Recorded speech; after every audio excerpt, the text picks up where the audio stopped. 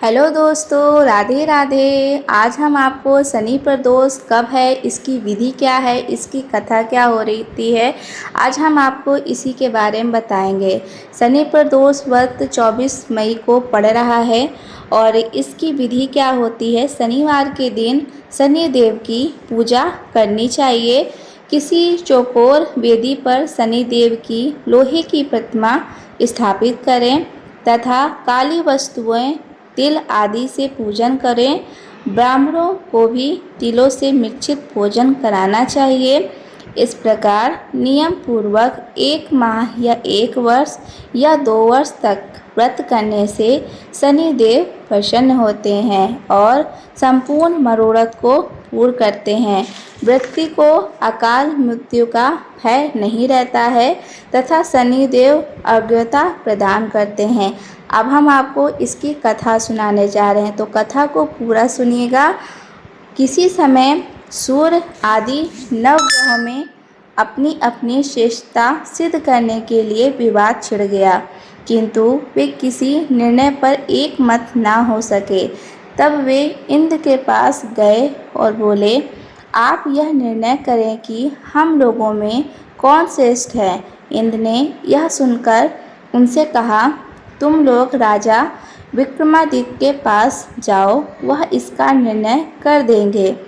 इंद्र की बात सुनकर वे सभी नवग्रह राजा विक्रमादित्य के पास गए। जब विक्रमादित्य ने उनकी बात सुनी तो उन्होंने सोना, चांदी, कांसा, पीतल, सीसा, रंगा, जस्ता, अभक और लोहा एक एक आसन बनवाया और उन आसनों की एक क्रम से रखवा दिया और सभी से अपने अपने आसन पर बैठने के लिए कहा और कहा, जिसका आसन सबसे आगे होगा वही सर्वश्रेष्ठ होगा। उनमें सबसे पीछे लोहे का आसन रखा था जो कि शनि देव का था।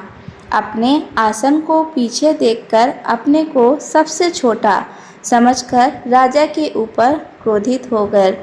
बोले कि तुम मुझे अभी नहीं जानते हो। एक राशि पर 3 महीने तक रहता हूँ। मेरे ही कारण राम को वनवास मिला था तथा रावण वन सहित नष्ट हो गया। इसलिए अब तुम मेरे प्रभाव से ना बच पाओगे। ऐसा कहकर शनिदेव वहाँ से चले गए। शनिदेव के जाने के बाद सभी देवता प्रसन्न हो गए और अपने अपने स्थान को चले गए। इधर राजा के शनि की 7.5 का दशा आ गई। शनिदेव ने अपना रूप बदलकर घोड़ों के व्यापारी बनकर अनेक प्रकार के घोड़ों के लेकर राजा विक्रमादित्य की राजधानी में आए। राजा खबर पाकर अपने अश्वपाल के साथ घोड़ों की खरीद करने के लिए गए। वहाँ पर राजा ने एक घोड़े को बहुत पसंद किया। राजा ने उस घोड़े पर सवार होकर उसकी चाल इत्यादि को परखना चाहा।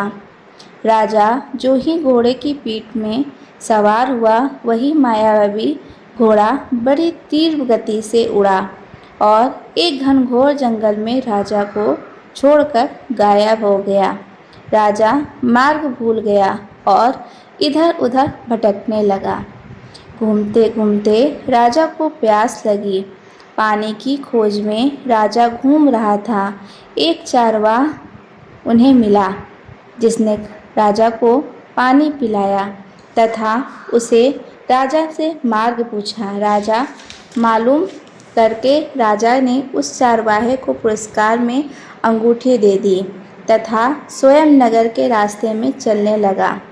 शहर में वह एक साहूकार की दुकान में रुका और अपना नाम बीका बताया। संयोग से उस दिन साहूकार की अत्यधिक बिक्री हुई, जिससे सेठ प्रसन्न हुआ और बीका को अपने घर भोजन कराने ले गया। राजा ने भोजन करते समय देखा कि एक खूंटी में सोने का हार टंगा हुआ है, जिसे वह खूंटी निगलती जा रही है। थोड़ी देर में जब साहूकार ने देखा तो खूंटी में हार ही नहीं था। अतः संपूर्ण घर में हार खोजा, किंतु ना मिला। सभी लोग ने बीका को ही चोर सिद्ध किया और साहूकार ने उसको राजा के पास भिजवा दिया। राजा ने जब उसका अपराध सुना, उसके हाथ पैर काटने का दंड दिया। जल्लादों ने आज्ञा पाकर उसके हाथ पैर काट दिए। जब राजा कहीं चल फिर नहीं सकता था, किसी के द्वारा कुछ मिल जाने पर उसे खा पी लेता। बहुत दिन बीतने पर एक तेली उस लूले बीका को अपने घर ले गया और कोलू पर बैठाकर बैल हड़कने लगा, काम कराने लगा। इस प्रकार कई वर्ष बीत गए। एक दिन बरसात की अंधेरी रात में बीका ने मल्हार राग गाना शुरू किया। उसके गाने को सुनकर उस देश की राजकुमारी उस पर मोहित हो गई और उसने प्रण किया कि जिसने भी इस राग को गाया है, मैं उसी के साथ मैं अपना विवाह करूंगी। राजकुमारी ने दासी को गाने वाले का पता लगाने के लिए भेजा। पता लगाकर दासी ने बताया कि वह मनमोहक राग तेली के घर बीका गा रहा है। दासी की बात सुनकर राजकुमारी अपने प्रण से विचलित न हुई, बल्कि उसी बीका के साथ अपना विवाह करने का निश्चय किया। दूसरे दिन सवेरे जब राजकुमारी सोकर ना उठी तो रानी उसे जगाने गई और उससे पूछा, वह क्यों दुखी है? राजकुमारी ने अपनी माता से अपने दुख की बात बतलाते हुए कहा, माँ, जो उस तेली के घर में बीका है, मैं उसी के साथ अपना विवाह करूँगी, किसी अन्य पुरुष के साथ नहीं। राजकुमार की माँ अपनी कन्या के इस प्रकार के वचनों को सुनकर बहुत ही चकित हुई और अनेक प्रकार से पुत्री को समझाया, किंतु पुत्री ने अपनी बात पर अड़ी रही और प्रण छोड़ देने का निश्चय किया। तब रानी ने उसे धैर्य बंधाया और अपने महल में जाकर दासी से राजा के बुलवाया और कन्या के हठ संपूर्ण की बात राजा को बताई। रानी की बात सुनकर राजा पुत्री के पास गया और बोला, हे पुत्री, तुम उस लंगड़े बीका के साथ विवाह करके सुखपूर्वक अपने जीवन को व्यतीत कर सकोगी। अतः तुम अब बुद्धि और विवेक से काम लो और अपने हठ को त्याग दो। मैं तुम्हारे विवाह का प्रस्ताव अभी राजकुमार के पास भेजता हूँ। पिता के वचनों को सुनकर राजकुमारी ने कहा, पिताजी, यदि आप मेरा विवाह बीका के साथ ना करेंगे तो मैं अपने प्राणों को त्याग दूंगी, पर नहीं छोड़ूंगी। राजकुमारी की बात सुनकर राजा के बहुत अधिक क्रोध आया और उन्होंने कहा, तुझे दुख ही उठाना है, अतः मैं ही क्या कर सकता हूँ। इसके बाद राजा ने तेली को बुलाया और कहा, मैं तुम्हारे कुल्हू के बैल हड़कने वाले बीका के साथ अपनी कन्या का विवाह करूँगा, अतः तुम विवाह की तैयारी करो। राजा की बात सुनकर तेली को बहुत आश्चर्य हुआ, किंतु राजा की आज्ञा के अनुसार उसने बीका के विवाह की तैयारी की। शुभ मुहूर्त में राजकुमारी का विवाह बीका के साथ हो गया। जब बीका रात में राजकुमारी के महल में सुहागरात मनाने गया तो शनिदेव ने उसे स्वप्न में दिया, हे राजन, तुमने मेरा पराक्रम को जान लिया, अब आगे क्या विचार है? यह सुनकर राजा ने शनिदेव से अपनी गलती की क्षमा मांगी और कहा, आप ऐसा भीड़ कष्ट किसी को ना दें। राजा की प्रार्थना को सुनकर शनिदेव प्रसन्न हो गए और राजा को पूर्व रूप प्रदान कर दिया। बीका के रूप परिवर्तन को देखकर राजकुमारी ने प्रसन्नता के साथ परिवर्तन का कारण पूछा। राजा ने संपूर्ण हाल राजकुमारी को बताया। राजा को देखकर सभी लोग उनका आदर सत्कार करने लगे। जब साहूकार को पता चल गया, वह राजा के पास आया और क्षमा मांगी तथा कहा कि आप मेरे ऊपर अनुग्रह करके मेरे यहाँ भोजन करने चलें। साहूकार की बात सुनकर राजा उसके साथ उसके घर गया और अनेक प्रकार के व्यंजनों को भोजन किया। राजा ने भोजन करते समय देखा कि पहले जो खूंटी हाड़ निगल गई थी, वही उसे हाड़ उगल रही है।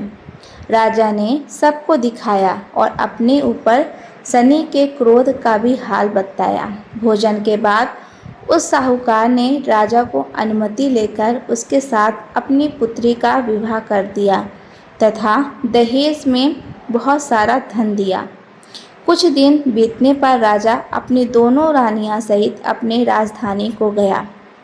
वहां की प्रजा ने राजा का बहुत अधिक स्वागत सत्कार किया। स्वागत समारोह के बाद राजा अपने भवन को गए। प्रजा ने बड़ी प्रसन्नता के साथ संपूर्ण नगर को सजाया तथा रात्रि में प्रकाश किया। राजा ने शनिदेव की महिमा का वर्णन करते हुए उनको देवताओं में सर्वश्रेष्ठ बतलाया। अतः इस दिन शनिदेव की प्रसन्नता के लिए चींटियों को आटा डालना चाहिए। जो लोग इस पवित्र कथा को श्रवण या पठन करते हैं, शनिदेव की कृपा से उनके समस्त दुख कष्ट दूर हो जाते हैं। इसमें किसी प्रकार का संशय नहीं है। अब हम आपको शनि प्रदोष व्रत का विधान बताते हैं। शनि प्रदोष का अत्यधिक महात्म्य है। शुक्ल पक्ष के शनिवार को यदि प्रदोष हो तो बहुत ही उत्तम होता है। शुक्ल पक्ष के शनिदेव प्रदोष में संपूर्ण मनोरथ पूर्ण होते हैं। व्रत के दिन व्रती दोपहर को आंवले के पानी से स्नान कर फिर शिव जी की विधिवत पूजा करें। यदि अपने आप शिवलिंग निकला हो तो उसका पूजन करने से विशेष फल की प्राप्ति होती है। यदि इस प्रकार शिवलिंग ना हो तो स्थापित किए हुए शिवलिंग की पूजा करनी चाहिए। काशी इत्यादि धर्म क्षेत्रों में शिव पूजा का विशेष महत्व होता है, अतः फल की प्राप्ति होती है। शिव जी को चंदन, पुष्प, धूप, ऋतु फल, बिल्वपत्र इत्यादि अर्पित करना चाहिए तथा तेल के 1000 दीपक जलाएं। आप भगवान शिव की प्रार्थना करनी चाहिए। शुद्ध घी के 32 दीपक जलाना चाहिए। पूजन के अंत में यथाशक्ति शिवलिंग की परिक्रमा करनी चाहिए। इसके बाद गौरी शंकराय नमः स्वाहा का मंत्र 108 पार्वती के निर्मित खीर से हवन करें तथा शिव जी की निर्मित ओम यमके यजामहे मंत्र का 108 बार जाप करना चाहिए। ब्राह्मणों को भोजन कराना चाहिए, दक्षिणा भी देनी चाहिए।